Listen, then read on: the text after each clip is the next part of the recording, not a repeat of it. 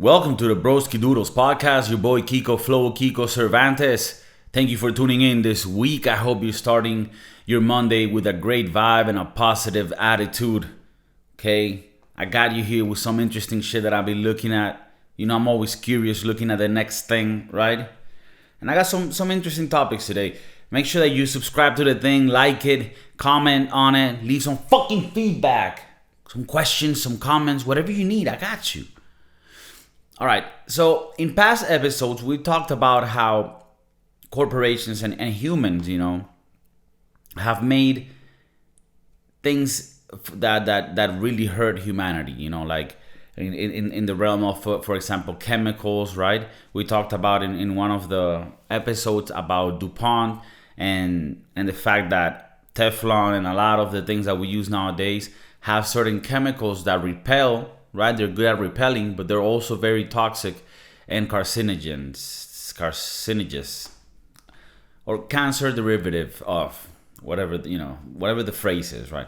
But today I actually wanted to bring some positive things, and I have some things that I've gathered, some information, some inventions, right? Some discoveries that we've made as a human race that have actually really improved our life, the quality of our lives. And that you will all be thankful once you hear them. I mean, you're already aware of it, but I'm just gonna, make it even more clear for you. Okay, so the first one that I wanted to talk about is refrigeration. Okay, so you have your fridge where you put your beers, you put your food. We take for granted how important that is, and that it was actually available only recently, right? 150 years ago, this wasn't a thing that you could get. So I'm gonna read a little bit of the history on it. I won't bore you with it, but I do want to get some of the bases down. So the use of ice to lower the temperature and thus preserve food dates back to prehistoric times. Machine-based refrigeration, which is the one we're talking about, however, was developed as a process starting in the mid-18th century. So we're talking about 18th century, that's 1750.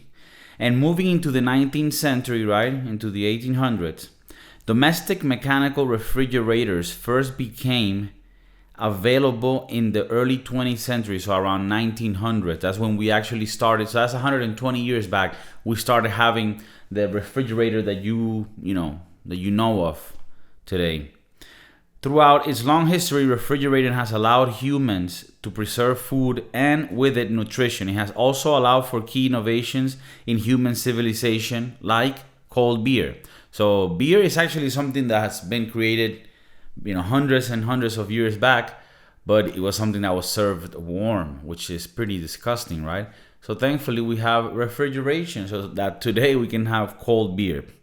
All right, so one thing that I found interesting about this is I live in Spain, right? And one of the delicacies here is Serrano Ham, right? Which is a very special cut of ham, right, from the pig. It's the leg, but they cure it, right? They cure it with salt for a long time, and that ends up making the Serrano Ham. You already know what the texture is, how it tastes. If you haven't, you need to go do that shit right away.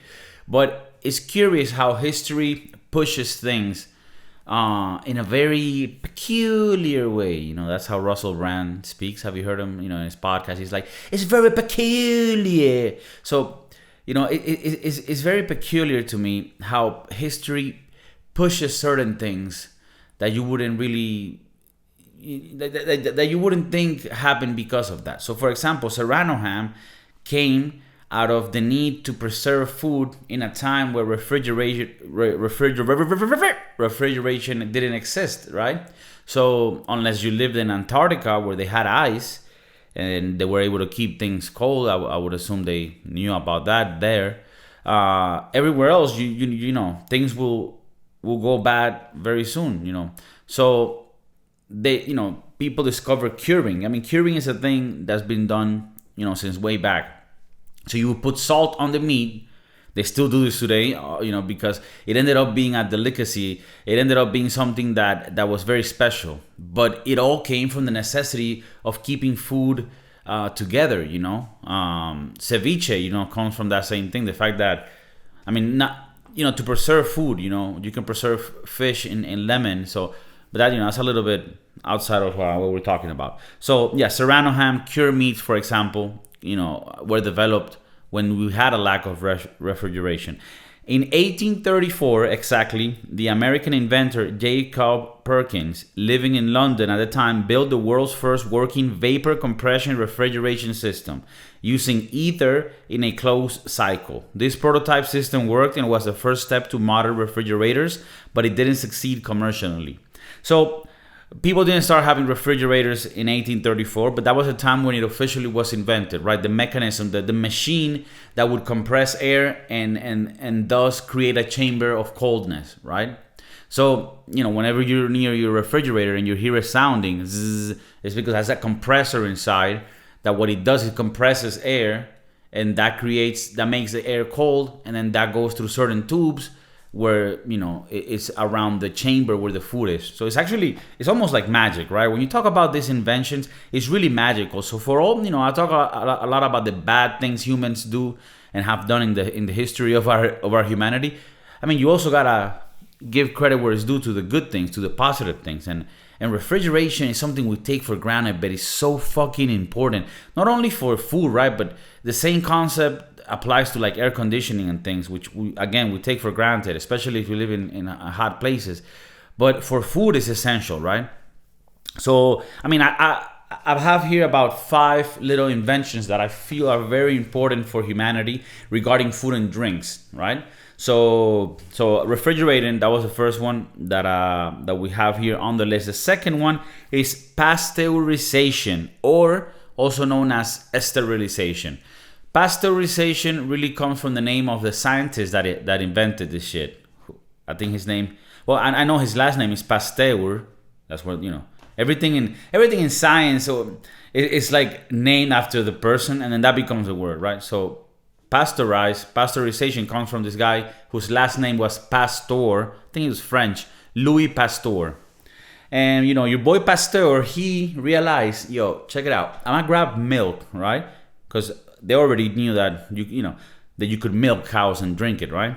I'm guessing because they were in history, because you were able to suck on the tit of your mom to get milk, they thought, well, maybe we can suck on the tit of the cow, right? I mean, weird times, bro. People were bored. They were, putting their mouth, and their genitals anywhere. So they were like, oh, this milk shit, we like it, right?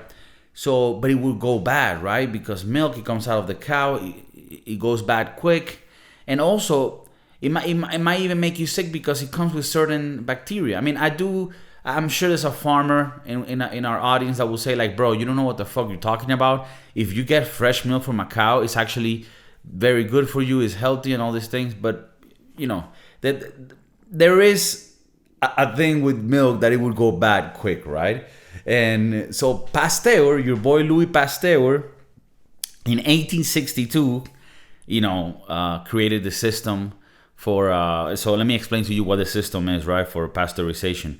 It's useful for the prevention of bacterial contamination in food, particularly milk. Pasteurization is the name of the process discovered in part by the French microbiologist Louis Pasteur. I had not read this part, so I actually remember correctly. I'm always up to date with details of the world. In the Broskiedoodles, we fucking scholars here. So again, it's the name of the process discovered in part by the French microbiologist Louis Pasteur, or Pasteur. This process was first used in 1862 and involves heating milk to a particular temperature for a set amount of time in order to remove microorganisms. So, I mean, I guess this is the same like as boiling water, but you can apply this to things and it kills the bacteria and it keeps the fucking goodness of it, the essence. So something as simple as that, but imagine.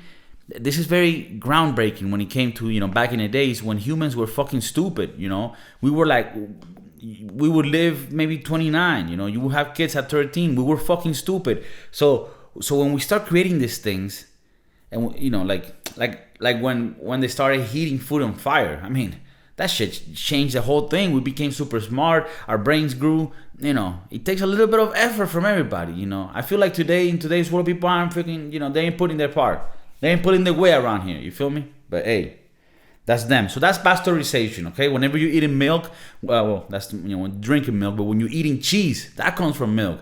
That's all thanks to my boy Pasteur over there, Louis Pasteur in France. You feel me? People criticize France, that they don't never fight in the wars. They always get fucked in history by the wars. They never defend their shit. Hey, man, they invented, whatever process you needed for milk and cheeses, and that shit is fire. I love cheeses. That's my thing, I'm here in Europe. Cheeses, charcuterie, all those things, bro. I like that shit. Olive oil. Okay, I mean, right now I'm trying to lose weight, but it is part of the culture that I want to be part of, So my boy Louis Pasteur, honor to him, salute. The next thing that has evolved humanity in the realm of food, and keep in mind that nutrition is the first factor that has to do with your development as a child. When you talk about countries that you have kids with a starvation, the big problem with that is that from the moment you're born until 5, nutrition is so key into the development of your brain that if that fails, that could fucking fuck up your whole life in regards to like the development of your brain, your IQ, etc. So food is very important. Like the topic of food and drinks is very important to the development of a person, but also of history, of human history. So, keep, fucking write notes. If you haven't, get a little paper, write notes. All right? This shit is like mad important, okay? Canning, okay? Canning, the process of canning food. I'm not talking about being cunning, or my boy Canny. No, canning, right? Like a can of tuna. I want to sometimes, be very vocal just in case my accent, throws you off. It's like, he said canning. What the fuck is that? Canning. Like canning. Like when you, like the act of getting something and canning it. Right? A fucking tuna can, man. Whatever. Spam. You get it. It was developed in the early 19th century. So that's around the beginning of the 1800s. People get confused when you say the 19th century. They might think you're talking about the 1900s, 1910, 1920. No, math is a little fucks with you. The 19th century really means from 1800 to 1899 because you already passed the 18th century. It's already done. Now we're in the 19th. If you don't get that shit, just Google it. It's a bit confusing, but I got you. I got you with the knowledge, okay? Developed in the early 19th century, canning is a method of preserving food by processing and sealing it in an airtight container. Listen up, take notes. Canning provides a typical shelf life ranging from 1 to 5 years. Think about that shit. This is gonna change the world, okay? Nicholas Appert, I don't know where this guy's from, developer of the canning process, okay? So let me give you a little bit of a history that I think is important, okay? Most of you are out there just eating shit, looking at Instagram, Facebook, and you're not really getting fed with the actual information that you need to succeed. So let me give you, chew on this shit, take a few notes. During the first year of the Napoleonic Wars, the French government offered a hefty cash award of 12,000 francs to any inventor who could devise a cheap and effective method of preserving large amounts of food. The larger armies of the period required increased and regular supplies of quality food. Limited food availability was among the factors limiting military campaigns to the summer and autumn months. In 1809, my boy Nicolas Appert, a French confectioner and brewer, observed that food cooked inside a jar did not spoil unless the seals leaked, and developed a method of sealing food in glass jars. In 1809, that's fucking back in the day. All right? Appert was awarded the prize in 1810 by Count Montalivet, a French minister of the interior. The reason for lack of spoilage was unknown at the time, since it would be another 50 years before Louis Pasteur, my boy Louis, demonstrated the role of microbes in food spoilage. Isn't that funny how fucking history comes back and BAM! Hits you in the anus? So in 1809, what this guy did, right, Nicolas Appert, which, salute to that guy too. Because of him, we have Spam, we have little sausage, Vienna sausage in cans, we got tuna. I mean, everybody knows if you've been in the low, tuna cans with little soda crackers, that should be like, keeping it real. So So your boy Louis Appert in 1809, he's like, bro, if I grab a jar, I put the food in, right? Airtight it. I cook it. Then that shit can stay good for a minute because it was cooked in its own environment. No external shit, affected it. So that little micro environment, right, can live. So that's the concept of canning, right? When you grab food and you seal it when it's being cooked, and once it's inside this thing, then it doesn't spoil. Okay. Now let's go a little bit further with this shit. Nicolas Appert, developer of the canning process, the French army began experimenting with issuing canned foods to its soldiers, but the slow process of canning foods and the even slower development and transport stages prevented the army from shipping large amounts across the French Empire, and the war ended before the process was perfected. So during the Napoleon Wars, which is 1800, they wanted to use this to their advantage. Like, look, if we can send food to our crew with cans, then it won't spoil. Imagine just the logistics of sending food to an army, right? If any of you have been in the army, I haven't. You know that today you have like little packages that have like things. I don't know if they taste good or anything, but it's very practical, right? You can have food stored in a place for many years, and that makes you sustainable, auto-dependent in whatever mission you're in, right? So you would see how, like in the army, this would be very important for strategic missions, right? Like keeping the supplies from your enemy, fucked up. That could give you the advantage to beat them. So this is very important on those times. But unfortunately, or fortunately, I don't know, I'm not French, but for Napoleon, he fucked up right there, bro. He thought he could do it, but it didn't work. But he had his mind in the right place. Now we move, further along in the world. That following the end of the Napoleonic Wars, so this is 1800 towards the 1900s. The canning process was gradually employed in other European countries and in the U.S. And it actually became better. People were able to perfect it. So if we move forward in time, in 1974. This is an anecdote that's actually pretty cool. Samples of canned food from the wreck of the Bertrand, a steamboat that sank in the Missouri River in 1865, were tested by the National Food Processors Association. So back in 1865, it's already been a good time since canning had been invented. So there's a lot of products being canned at that time. And there was a wreck of a boat called the Bertrand, and it sank in the Missouri River, right? Missouri River. And in 1974, they were able to get some samples from this canned food. So they found canned foods, right? And although the appearance, the smell, and the vitamin content had deteriorated, there was no trace of microbial growth, and the 109-year-old food was determined to be still safe to eat.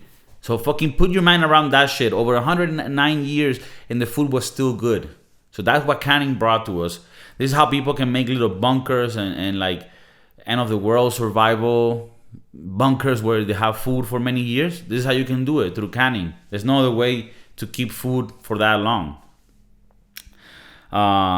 So that's on canning. I mean, think about that for a minute. How we take that for granted. You can buy shit and you can go into the forest for years and not need anything. This is how people have been able to develop shit to go like to Mars, right, and stay there with colonies, because you can take food in this way of keeping it, good for years. So that's pretty insane. Let's move to the next one. Okay, this one's really tricky. This one's, for all the little nerds out there that like to go deep into it. This is a good one. Selective breeding and strains. When it comes to like farming, right? This is when you mix seeds and you get like shit, that's, I mean, here we can even go into like genetically modified seeds, which is what Monsanto does. That's another topic, but,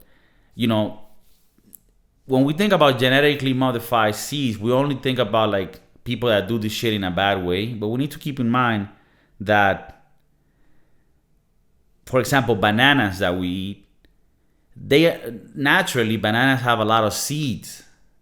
But we have genetically, and I don't think this was done genetically. I think this was just by breeding and mixing them, we were able to get a strain of bananas that didn't have any seeds. And that's the banana that we eat today. And with a lot of vegetables and fruits that we eat today, they have been modified by hundreds of years of farming to please us, So whenever you look at something that has been modified, don't always assume that it's a bad thing. Like there's times when modifying food has been good for us, and it's done. It could be done in an organic, natural way, right? Now you can also do it in a lab, and I'm not sure if that's always good. I see how you could use it for good, because if you can make a seed that provides more, food and doesn't have any negative effects, then you can feed poor villages in a more easy way. But that's something that I don't know much about. But let's get into the actual topic, which is selective breeding. Okay, this is number 4 invention of the things that have changed humanity. Selective breeding is a process of breeding plants and animals for particular traits. It allows humans to manipulate natural selection among the plants and animals they consume in order to produce food products that are genetically stable. It is also the reason that a bull named Badger Bluff Fanny Freddy has sired thousands of the dairy cattle in the United States. This is a funny word, sired, which means impregnate. So whenever you want to get a little, intellectual with your little group of friends in a little barbecue family gathering, you could be like, yeah, I have sired my women or whatever. So yeah, like I said, so selective breeding is not only for farming, it's also for animals. Like cows and pigs and chickens. Those are animals that have been bred for hundreds of years, and they're actually not like the original animal. Like, when you talk about wild hogs, that's more like how pigs were. But we have bred them in a way so that they could be more efficient for us humans, right, to consume. And that's something that's I think is good. It also has positive. Life is not white or black. It's very gray. It has shades of everything. So when we talk about inventions and things, yeah, we're gonna have incentive of bad people trying to just get profit from things, but we're also gonna have people that actually want to do good and move the history of humanity forward. So selective breeding, there's this movie, right? It's called Percy, and you have Christopher Walken in that movie, and it has to do with like farmers that got fucked over by Monsanto, because Monsanto created a genetically modified seed that could withstand very heavy herbicidals, and this made it so that you could plant more, but it also made it illegal for you to keep your seeds from your crop and use them next year, as farmers have been doing for hundreds of years. I don't want to get too technical if you want to watch the movie, but it just puts in perspective how far we are when it comes to breeding seeds and different strains, where like companies have patents for seed DNA, right? And they have created actually seeds in a lab that can withstand different things. And it sounds like a good thing, and I want to think that there is good in it. They also have a lot of financial incentives, but apparently when you modified a plant like that, then it also has some negative effects on the other side. You could say that nature is a delicate thing, and that you cannot really beat nature, right? Nature's always going to have its way. So it's a little tug and pull, but I thought that was a very interesting one. The fact that like we take for granted things like chicken, cows, and things that we eat, bananas. A lot of these things have been bred and mixed for many hundreds of years so that it could appease us. It's really only been about 200 years since we have had like the food that you see today in the form that it's been, and before that it was very rough. So appreciate a little when you're out there and you're feeling like shit. Appreciate that we live in the time that we live in, because back in the day it was fucked up. Today you have all the food that we have. You can grab a Hot Pocket, put it in the microwave. The microwave is a fucking great invention. Although some people say that those waves can fuck you up and give you cancer. Who knows? But anyways, let's go to the next one, which is very important, especially in the farming, which at the end, it affects the food. But irrigation. This is something that was invented a long time ago, but it hasn't been improved as technology has evolved. So Irrigation is the artificial application of water to land or soil. It is used to assist in the growing of agricultural crops and in the revegetation of disturbed soils in dry areas. It is used to assist in the growing of agricultural crops and in the revegetation of disturbed soils in dry areas. This is particularly useful during periods of inadequate rainfall. So imagine back in the day, you could only have crops if it rained. So if you had a shit season where it didn't rain, you were fucked, right? So the fact that you were able to grab water from a water source and then always be able to water your crops and that never be a factor of failure when it came to your harvest season, imagine the advantage that put you at. And a lot of the things that we see today, when people talk about capitalism, capitalism is always bad, keep in mind that the fact that we were able to industrialize the food world, a lot of people got out of poverty and were able to eat because food became cheaper across the years. Now, there's also a tangent where it became cheaper but shittier in certain ways. It's harder sometimes to find good food, but all together, there's also positive when it came to capitalism, and industrializing, especially with the growth of the population worldwide. There's no way to sustain that with people farming everywhere. We couldn't be hunter-gatherers with the population we have today. We have to have an industrialized food system. I think it has to be ethical. It has to be humane.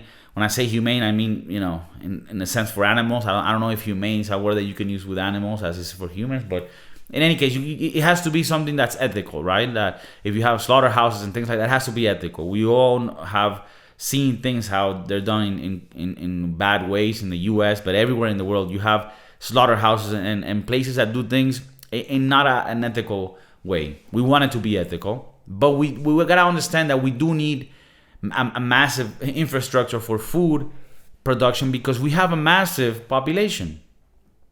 And with irrigation, and this, today you have machines, you have softwares that actually are connected to all the irrigation hoses with the water, and it's all done in a controlled way so that you can maximize the yield of the harvest. I mean, it's insane, and then I haven't even talked about the machines, the machinery improvement that has allowed for farming to be something that in the end one person needed to plow for weeks, and now a machine can do it all in one day. So these are things that made our world a lot better. The fact that we have beer, that we can put beer in the fridge and put that shit in the right temperature and just pop it. You can get a frozen pizza and put it in the oven. And back 200 years ago, you had a sword. You had to go fucking kill a hog, hope you don't get killed, and then eat that shit raw and maybe get some fucking virus and die. So let me know what you thought about this episode, about the inventions that I've mentioned today, and thank you for tuning in. I hope you have a great day, and as always, peace.